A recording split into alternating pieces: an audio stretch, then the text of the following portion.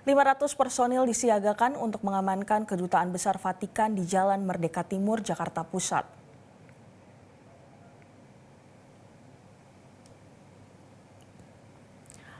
Kapolres Jakarta Pusat Kombes Pol Susatyo menyebut ada 500 personil gabungan yang ditempatkan di 4 titik, yakni Ring 2 di Kedutaan serta Ring 3 di Tugutani dan Stasiun Gambir.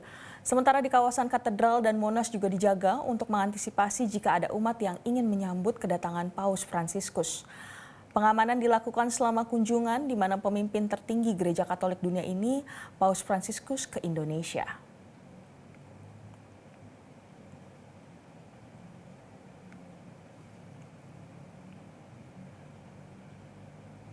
Jelajahi cara baru mendapatkan informasi. Download Metro TV Extend sekarang.